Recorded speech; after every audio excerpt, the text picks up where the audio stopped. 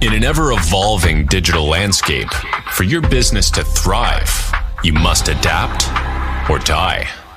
Welcome to Marketing in the Age of AI, the podcast helping you harness the power of AI and marketing tools to revitalize and grow your business. And now here's your host, marketing expert and author of Authentic Marketing in the Age of AI, Emanuel Rose.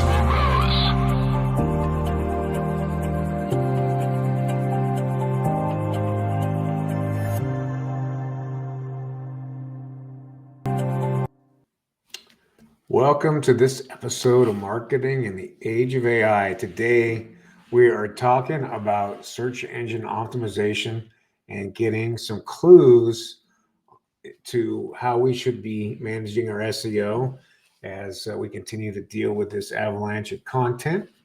I'm joined today by Brendan Leibowitz, who is the owner and founder of SEO Optimizers, and he's been doing SEO for a little more than 17 years. So, Brandon, I'm really excited to have you on the show. Thanks for spending time, and I can't wait to pick your brain a little bit.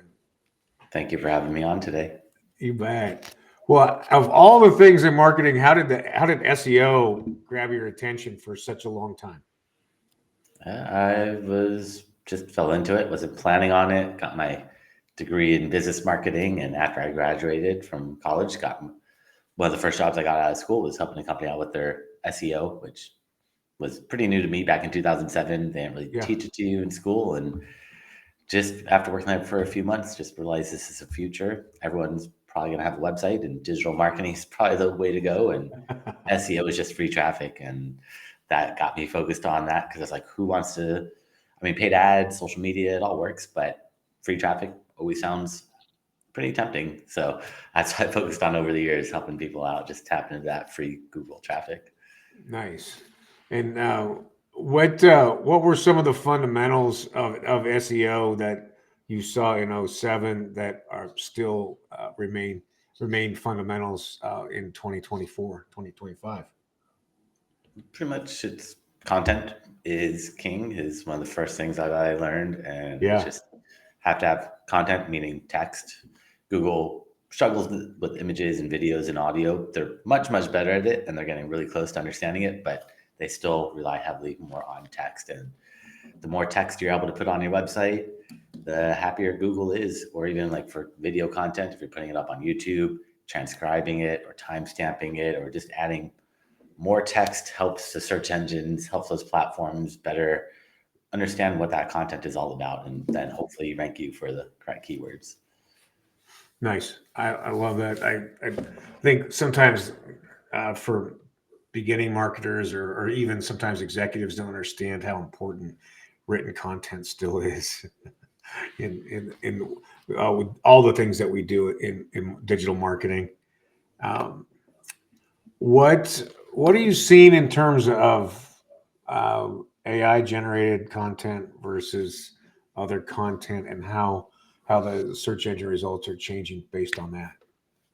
Well, Google last year said we don't care anymore who writes the content.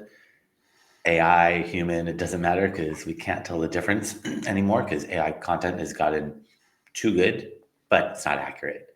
So if you just copy and paste verbatim from ChatGPT or something, like write me an article about t-shirts, and if you're selling t-shirts, then it's going to be really generic and kind of boring and not the best. And it might be full of inaccuracies, those AI hallucinations where it makes things up. Sure. If it doesn't know the answer, not a good user experience, not going to look good.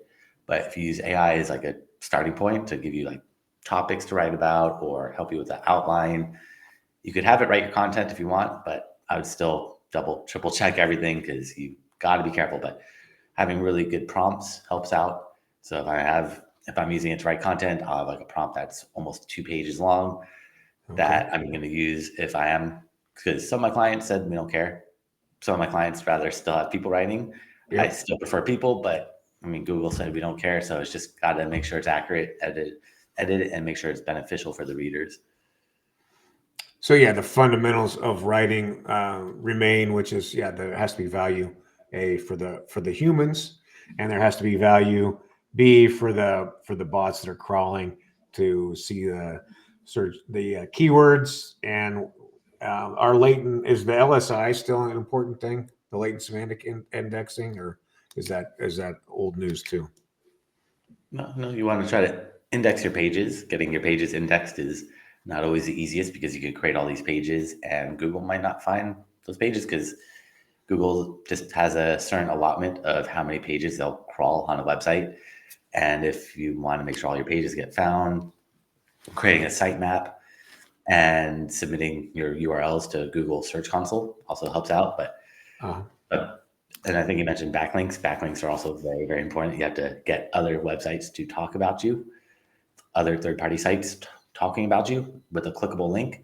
Gets Google, sends trust signals to Google saying, hey, someone else is talking about your website. You must be a little bit popular, a little bit more trustworthy. And the more backlinks you get from relevant and authoritative sites, the higher Google's going to rank you in the search results. And yeah, where do you stand in 2024, 25 on the press release and that process of press release for backlinks? I mean, any business can do a press release. It's not weird to do a press release. It's not bad. It's just not going to move the needle like it did in the past because you're just getting on all these, depending on what you do. If you're just going to a press release website for distribution, they're just going to put you on a bunch of just generic news sites, and Google's probably bought all those and just devalued those sites because they just know it's too easy to get a backlink, and anywhere where it's too easy, usually it doesn't have that much of an impact. Plus, you need to be on relevant sites. And if you're just on a bunch of news sites, if you're a news site, that's fine. But yeah, if you're something else, you probably want to be on more niche related websites. So in terms of benefits for SEO, it's not really the best, but it's fine to do a press release for a business. It's not bad. It's just not going to have that same impact that it did 10 years ago. Yeah, gotcha. So then what are two or three of the things that you're seeing that are making the biggest impact in search right now? There are a lot of things. I mean, one important thing that Google's been stressing is user behavior, is what happens when people get to your website. And if you're ranked number 1 on Google and everyone that goes to your website hits that back button after 3 seconds, that tells Google, maybe you aren't the best for this position, and let's move you down and let's push number 2 to number 1. And then let's see how do people behave. So making sure that you have a good user experience, your website is clean, easy to navigate through, looks good on mobile, desktop, make sure it loads quickly, just all the kind of, make sure you have all your important information at the top of your page, because if you make people scroll, you're going to lose half your visitors. Most people don't scroll or swipe, which is really weird, but if they don't see what they're looking for right away, they're hitting that back button. There's plenty of other options on Google. There's ads, there's a lot of distractions, a lot to choose from. So you got to make sure you have a really good user experience on your website nowadays. Yeah, we got 2.6 seconds or less to get somebody's attention, right? And TikTok so yeah, the TikTok brain has impacted all of us. I've noticed even my own attention span is shrinking as I do my own searches. So I think that's interesting.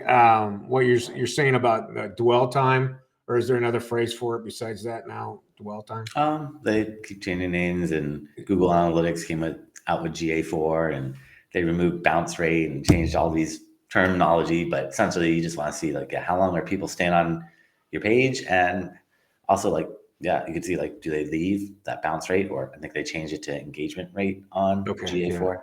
Yeah. Engagement rate. So, and then I guess also you kind of want to have some links in there also for the people to do continued research. Also, is that a technique as well? Yep. You want to, just like you want to get other websites to link to you, you also want to link to other pages on your website and interlink your website together, especially the blogs, because someone's reading a blog, and if they just get to the end of the blog and there's nothing to click on, they're just gonna close it and be done with it. But if you have clickable links that point to other pages, people follow it and stay on your website longer. Google also follows those backlinks.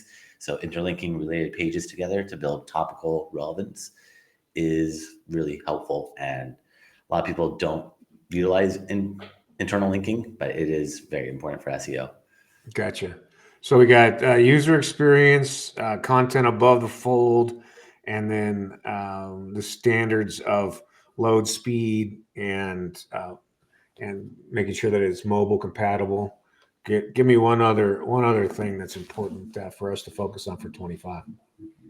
And I mean, backlinks are always an important thing, Yeah. and you have to build backlinks. If you're not building backlinks, it's really, really, really difficult to rank. I've only seen a couple websites that don't have backlinks, but they're ranking for really low competition keywords. Anything that has a decent amount of competition, you're going to need backlinks, and you have to build good quality backlinks. And a quality backlink to Google is from a website that's relevant and authoritative. Those are the two things. Relevancy is really the most important, but authority, the bigger the website, the more SEO value that backlink is also going to pass on. And then what's your process for working on getting those quality backlinks? What do you like to do to get those for your clients? First, looking at our competitors, because using tools like Ahrefs or Moz or SEMrush will let me look at any website's backlinks. So I can look at your backlinks and try to figure out which ones are relevant and authoritative, and try to reach out to those sites to see if they would potentially link out to me. Because if they are linking to one of my competitors, they possibly would link to me. Doesn't guarantee it. Right. It's very difficult to get them to, but sometimes you can acquire those links, or you see they're in like a chamber of commerce, or they're in a website where you could just join it and it's just a free for all. Versus if they're on like the New York Times, might be a little bit tougher to get that author to write out to you. That's going to cost you. Yep, that's a tricky one. But maybe there's some incorrect information in that article, and you can point out like, hey, I saw that you mentioned this, and this link doesn't work, like finding broken backlinks or broken links and things like that. So reaching out to the author, but those are all really tedious and take a lot of time, a lot of patience, and are not easy to acquire. Yeah. So you start with your competitors' backlinks, and then any other ways that you're getting backlinks that people can emulate? I mean, podcasting is a great way to build backlinks. I did my own podcast for a while, but then I realized if I do a guest podcasting, if they have a website, they'll post it to me on their website, and I'll get an SEO backlink that way. And so it's just all about trying to think outside the box. Like, how can I get other websites to link out to me? If you just ask for a backlink, it's not going to work. But if you offer something of value, like time or content, so a lot of people will offer content and write for other websites and try to offer editorial content as a way to build backlinks. But those tools like Ahrefs and Moz really let you look at your competitors and be like, all right, I see that you're doing a lot of podcasting, or you're doing directories, or you're doing whatever it is. You can pretty much reverse engineer their entire strategy to see what is working for them. Nice. Switching gears a little bit, now that we've got these tools like Perplexity that are generative and pointing out shopping, for instance, what are you seeing in terms of this concept of generative engine optimization, and is that changing how you're doing anything? That one is, well, for AI, you got to put schema on your website. Google, Bing, Yahoo, like 10 years ago, probably longer than that, made this coding language up saying, put schema.org code tags on your website. And this is going to be how we could identify different aspects of your video. Like if you're uploading this video to your website as a podcast, you could put all this different schema markup saying like, here's how long the video is. Here's the date it was recorded. Here's a thumbnail of it. Here's a link to the video. Here's a title, description. Here's Brandon. Here's all this information. It's like rich content that they're able to pull in. And schema is usually what AI, or seems to be what AI is really pulling from, is making sure that you have schema. But schema is just SEO best practice. You should always have schema on your website. All right. But with the AI, it's still just trying to figure out what are they doing? How are they ranking websites? But I feel like you can't just be only on content, because people are just using AI to create content, and then it's going to put out those AI hallucinations, and people are putting up incorrect information. It's like that never-ending loop of just getting the wrong stuff out there. But I think they have to look at some trust signals like backlinks or social signals or something else. And plus, ChatGPT is OpenAI, which is Microsoft, which is really Bing. So right. A lot in there, and they're probably using a lot of what Bing's algorithm is in there with some other strategies as well. But it's just trial and error, just like with Google or wherever. It doesn't matter if you're searching on Amazon, if you're searching on Yelp or TripAdvisor or any website that has a search, there's ways to optimize for it. And just trying to figure out what those platforms are looking at Yeah, no, I like it. I think that's it's an interesting deconstruction that you just made. That it's like Bing's important because of the way that it flows through to the AI. So that's a good thing to remember. Um, I'm curious what kind of clients that you like to work with with your agency. Usually it's more local businesses Uh-huh. or e-commerce, but not really any specific industry or niche, kind of for the most part, as long as you're not just selling something really generic, like a t-shirt. A lot of competition. It's gonna be really, really tough to rank for that because you're competing Sure. against like Target and Walmart and Amazon and all these big players. But if there's something niche and unique about your business, then it can help out with that. So, but usually it's more local businesses and getting them up on like ranking their website, making sure they rank on Google Business Profile, making sure that they just have that presence in as many places as possible when people are searching. Yeah, we've really are in a place now where there's so many different services and so many places to find recommendations that it's a challenge to be everywhere that you're supposed to be, isn't it? It is tough, but you gotta take a step back and try to think if you're looking for your product or service, where would you go? And that's where you need to be, which I always tell everyone that I work with, like, just try to think like if you're looking for your product or service, where are you gonna go? Are you gonna go on Google? Are you gonna go on social media? Like Right. it just depends. Every industry is a little different, and you just gotta try to figure out who your audience is and how to get in front of them. Yeah, I agree that we're going to build that ideal client profile or that list of ideal client profiles, and then figure out how they consume information and where they go for information, and then try to be there with the right message, right? And then you can figure out where you're supposed to be. Tell me about a client that you've had good or amazing success with. One recent client was, I mean, they're a doula, so not, and they're in a city that wasn't too heavily competitive, which was nice. So and they had a website for a while, so they had some trust built up, and then we created a bunch of content, a bunch of new pages targeting different services and different cities that they want to rank for, and pretty much within like almost like a couple of days, they started ranking for some of these keywords on the first position of page one, which I was kind of shocked how fast it went up. Usually it's a lot slower, but Yeah. because I get people that come to me with a brand new website. But if you have an older website that has some authority, some trust built up, then it's just making sure that Google could properly read it and understand what keywords you're trying to rank for, and it moves the needle quickly. But usually we have to build a lot of backlinks, and that's a slow, there's no real shortcut with that part. You have to slowly build those backlinks up to get Google to trust you over time. Yeah, but like you're saying, it starts with the correct keywords, correct keyword content, and then you've got something to crawl and something to contribute, right? Then you Yep. can get the backlinks you need. Yep. Keyword research is always one of the first starting points too. You got to figure out what keywords do I want to rank for, because little changes have a big impact in search volume, like synonyms or singular versus plural keywords could have big differences. Like one of my clients, they're a personal injury law firm, and they want to rank for personal injury lawyers, which gets 20,000 searches a month, but personal injury lawyer singular got 200,000 searches. So just by changing that one letter, you could get 10 times more traffic. And Yeah. tools like the Google Keyword Planner are free and will let you do keyword research. Have you found any of the AI tools to be valuable for keyword research yet? I mean, I haven't used any specific AI tools. I've used ChatGPT and Gemini, but I mean, it's good to get some like keyword ideas and suggestions, but search volume and all that info is way off when I compare the search volume from ChatGPT to Google Keyword Planner. Even if I'm using Google Gemini's AI, Right. and comparing the search volume is just way off. But it's good to get some like ideas off keywords. But with AI, you just gotta again understand that it does those AI hallucinations, and I wish it would tell you if it was hallucinating and not just give you the wrong info. It's a little weird, but yeah. No, that's why we say AI first, but human in the loop, and then make an assessment of how good it is. Yeah, the hallucinations. That would be good if you could have it tell you when it's hallucinating. it would be nice. I feel like I don't know why they don't tell you that, because I That's funny.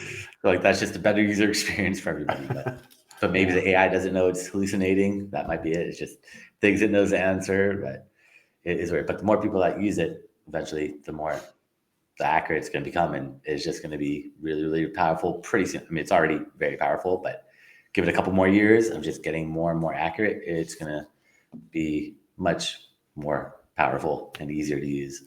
Yeah, it'll be interesting to see. Well, Brandon, I appreciate your time. Thank you so much for reviewing this with me. If people are interested in reaching out and connecting with you, how do they get in touch with you?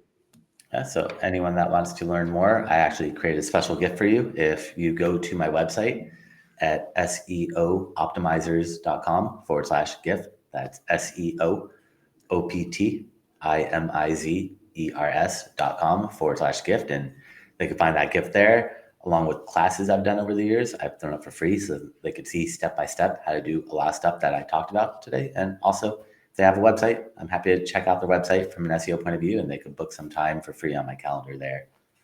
All right. Well, that sounds good. I appreciate the gift to the listeners, and I hope you have a great day and get outside, get away from the screens for a little bit. Yep, it's nice to give the eyes a rest. That's right. I get that work-life balance and get away from those screens. All right. Well, it's good to meet you, and thank you very much for your time. Thanks for having me on. All right. Thanks, Brandon. Well, it's a good primer on maintaining a focus on SEO, and that our user experience and engagement rate is a critical activity, and we do that by keeping some high value content above the fold, and then getting people links to things that are more continue to be important for them. So appreciate Brandon from SEO Optimizers, and I hope you learned something today, and we'll see you next time. Thanks for listening to Marketing in the Age of AI. Be sure to subscribe wherever you heard this podcast so you never miss a future episode. Your copy of Authentic Marketing in the Age of AI is available at Amazon.com or EmanuelRose.com. You can also connect with Emanuel on LinkedIn. Thanks again for listening, and we'll see you next time.